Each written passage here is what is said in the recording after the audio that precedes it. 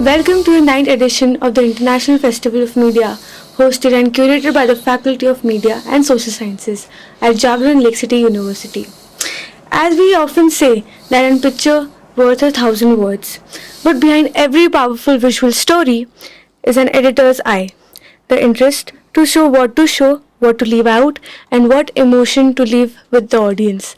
Our guest today here is a seasoned visual editor with experience in photography and photojournalism, serving as a visual editor at The Hindu. Please welcome none other than Mr. Dinesh Krishnan. Thank you very much for having me over. It's a pleasure having you here, sir. Thank you. It's a lovely campus you have here.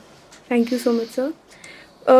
What we see is a collection of photographs, but journey through time from earlier visual pioneers of 1920s to the powerful images being created today. What made works powerful was not just the photograph, but the choices we made. So, how do photographs succeed in evoking emotion and creating impact when facts and figures fail to do so? Good question. So let me answer it in a slightly different way. As an infant, when you're born as a child, do you realize that the first words you utter are sometime around the 10th or 11th month? Until then you don't speak, right? You never said a single word in whatever language you were born in. So all you're doing is for 8 to 9 months you're only seeing. So you're learning entirely by seeing. Okay? The human mind is, as a child, even as a baby, is watching its mom, is watching its dad, or it's watching its parents or whoever they are around them, and making understanding of, it's all a visual understanding. And to answer your question, how do facts and figures not impress the audience but how a picture does? Is because a picture can be very truthful. It really holds the emotion of your audience like nothing else can. As long as the picture is taken truthfully, without any bias in it. I can tell you 9 out of 10 times, it will hold the audience beyond doubt. I have no doubt about that. There will be people who will never be interested in any which way. Unko doesn't matter really. So as we talked about, a photograph creates emotion and leaves an impactful, emotion with the audience. Yeah. So in the growing age of AI, we can create images within seconds. So how can we distinguish between authentic visual journalism and synthetic journalism? Interesting. See, it also depends on so if your audience, for instance, let me tell you from a mass media. I work in a media organization, right? I mean, so there are a few lakh people who are reading the papers. I'm hoping that they're also seeing the images.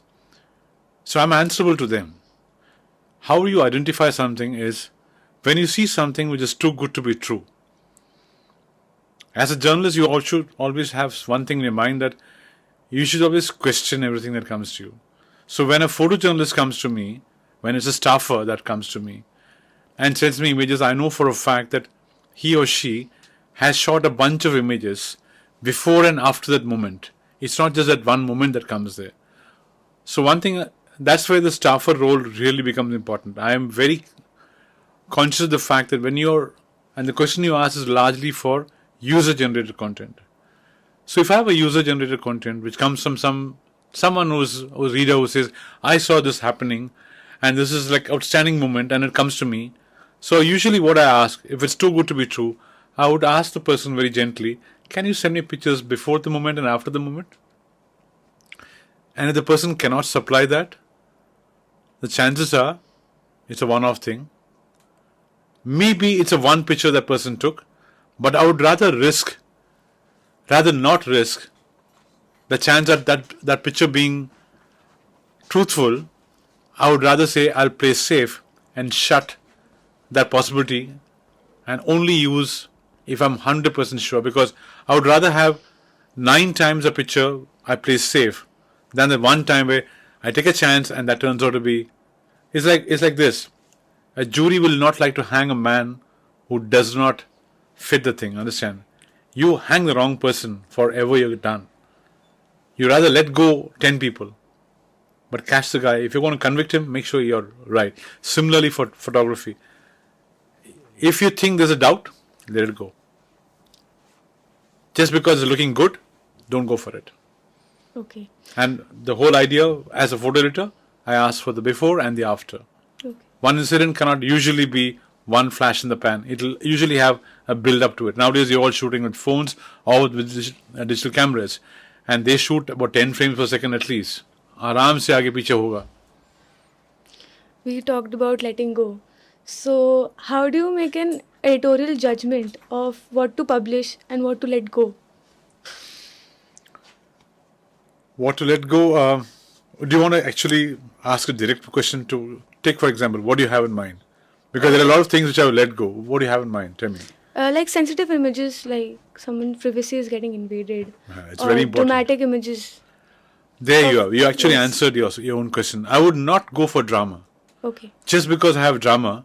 Supposing a story I'm going to do about an area where an incident happened in an area where a girl was molested, or even worse. And she's coming on the camera. She's walking out of the place because my cameraman turned out to be there, and she's walking out from there and she's going to a medical center, whatever. Even if I have that picture, dramatic enough it is, I will not publish it. Because for me, the privacy of the girl is more important than the picture that I have. I will kill the picture.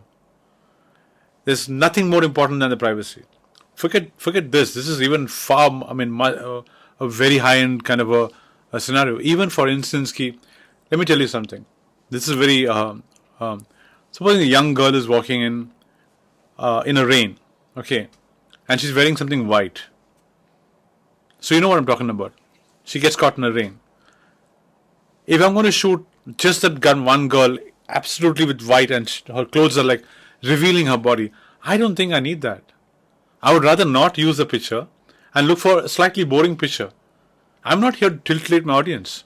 I'm here to tell a story of how people are getting affected by the rain. I don't need to use her, one image of her. If she's in a group of 25 other women and girls, and she's one of them, I don't mind. She's one, I'll never use that even if it looks good for a particular section of the audience. I'm more conscious of the fact that I will give information exactly the way it should be given, not, With drama and no drama necessarily. Yes, no drama Truth doesn't need necessary. drama. Yes, exactly. Fact doesn't need drama. Yeah. So, I was very curious to know that what drew you towards this field of being a visual editor. Sorry, how's it again?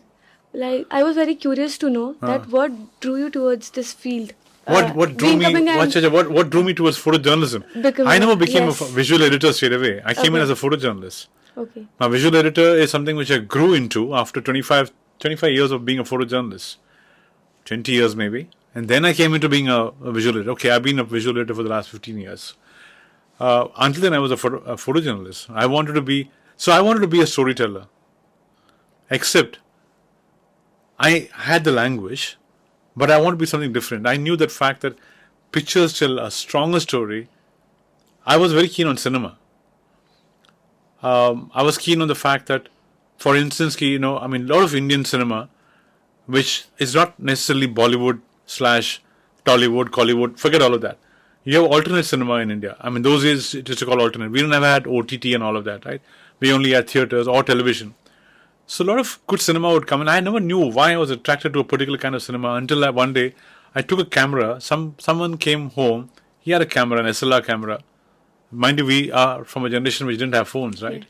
And thank God for it. I would never have taken up photojournalism if I had phones in my hand. So I saw this SLR camera. I took it to my eye, and in that one instant, I realized that that's what I am liking in the framing of those cinema. So I liked it. I left it there, but I loved journalism. I married the two of them in my mind. That I love journalism parallelly and I love cinema parallelly. I said, let's try and bring it together.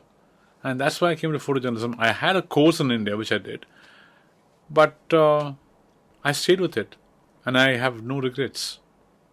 So wonderful to know this, sir. Thank you so much for sharing your journey. My last question to you would be, for a student interested in this field, what more should be important to them? Technology, storytelling, or observation? First of all, observation. That was the last point you made. I would say that's the first thing. Your observation of things around you, people around you, and reading the situations around you, that's the most important thing. If you're not interested in the things that's happening around you, you will never be a good journalist. First of all, let's forget the fact that I'm a photojournalist or a journalist. I'm a journalist primarily. I tell my stories through camera. That's all. Alright? So as a journalist, if I'm not observant of people around me, of situations around me, how will I even know what to tell? To be a storyteller, I have to be first observant around me, right? And then comes the next thing, which is what? What were you saying? 3 things you mentioned? I mentioned technology, storytelling, and observation. So once I observe, I see a pattern. When I see a pattern, I can see a story here. And that's how the story starts coming in my mind. The last thing is technology. Yes, you should be important. You should know how to handle the camera. You should know all the technical aspects of it. That comes to you later. Frankly, you don't need to even come to an institute like this to come and learn techniques. You can do on YouTube. But what you got to learn is sensitivity.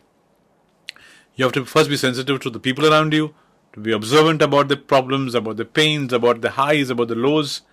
Then a story starts forming in your head, and then you take a camera to the story. Invert it. I hope the interested ones take notes and make points about this. Thank you so much, sir, for your valuable time, your insights on and giving us a new perspective on visual journalism. Thank you so much, sir. Thank you for having me, because the pleasure is equally mine. Meeting all of you, the pleasure is equally mine. Thank you so much, sir. You're welcome. For more such exciting content, please stay tuned to Lake City Live.